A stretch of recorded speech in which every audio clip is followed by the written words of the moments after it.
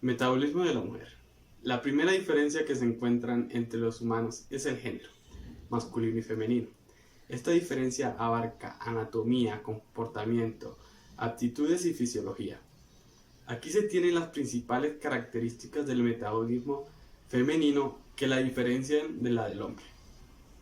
La mujer posee un porcentaje de grasa corporal más elevado que el hombre.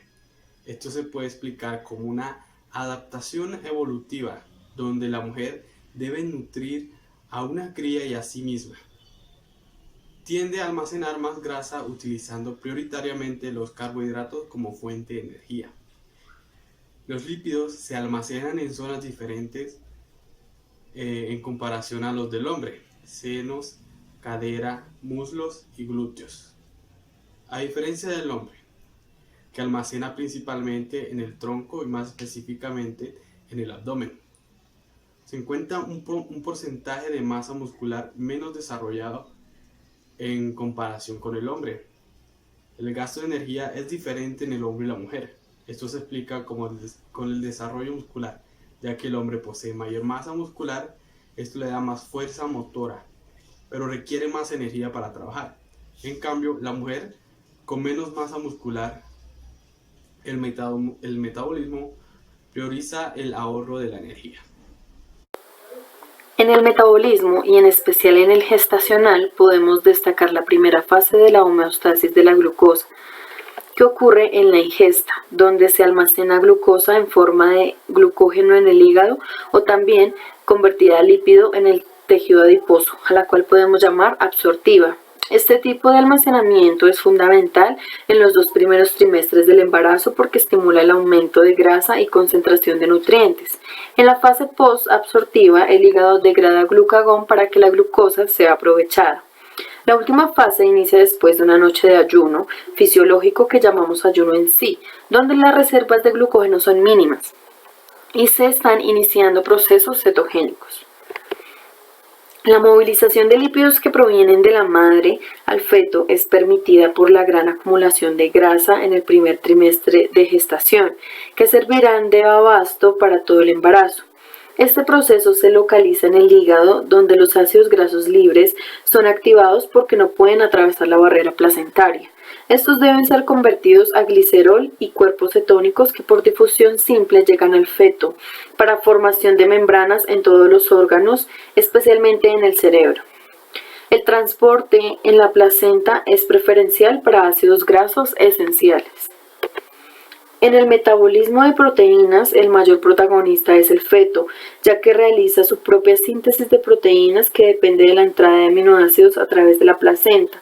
En el inicio del embarazo hay un incremento de estrógenos y progesterona, lo cual aumenta la liberación de células beta en el páncreas, liberando consigo insulina. Esta permite la síntesis proteica, además de sus funciones reguladoras de sustrato para la difusión de aminoácidos al feto. Para el segundo trimestre de embarazo, la concentración de aminoácidos como alanina y leucina es escasa.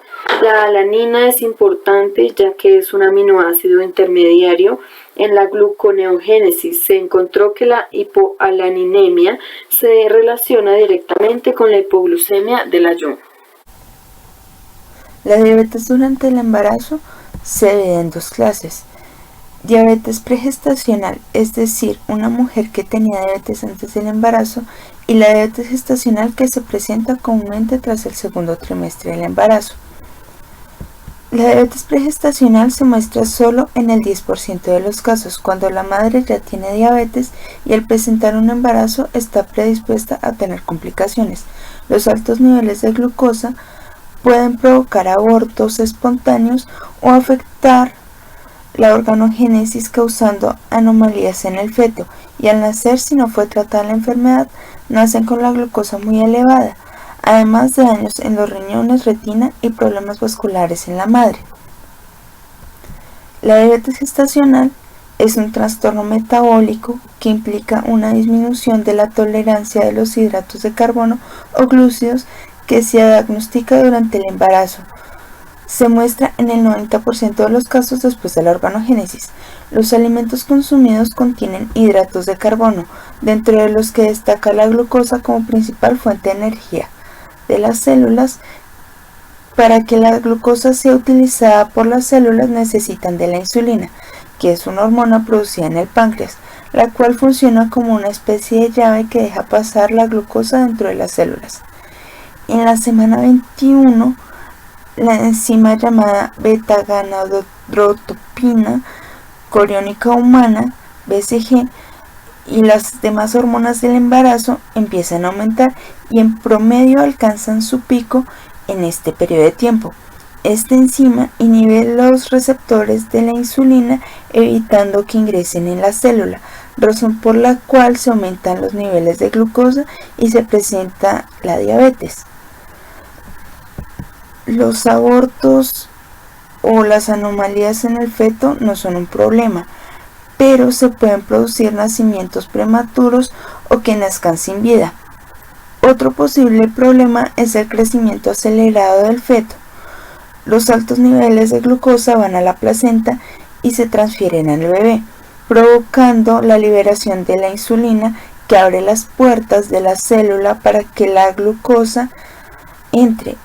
Esto genera un crecimiento de los órganos, como el hígado y el corazón, junto con el feto. La preeclampsia es un trastorno durante el embarazo caracterizado por la aparición de hipertensión aguda después de la semana 20 de gestación. Afecta principalmente a las mujeres que están atravesando su primer embarazo y de manera poco frecuente se puede presentar dentro de las siguientes 48 horas después de haber dado a luz y se le denomina preeclampsia posparto. La hipertensión arterial es la complicación médica más frecuente durante el embarazo y se presenta cuando la tensión arterial diastólica es mayor a 90 milímetros de mercurio y la sistólica es mayor a 140 milímetros de mercurio.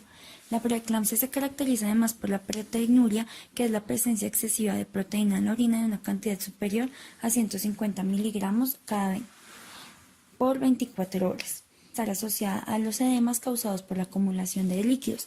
El estado más grave de la enfermedad hipertensiva durante el embarazo es la eclampsia, debido a la magnitud de la vasoconstricción y el alza tensional provoca una encefalopatía hipertensiva y se caracteriza por cefalia, visión borrosa, confusión, somnolencia, crisis convulsivas o ceguera cortical debido al daño cerebral.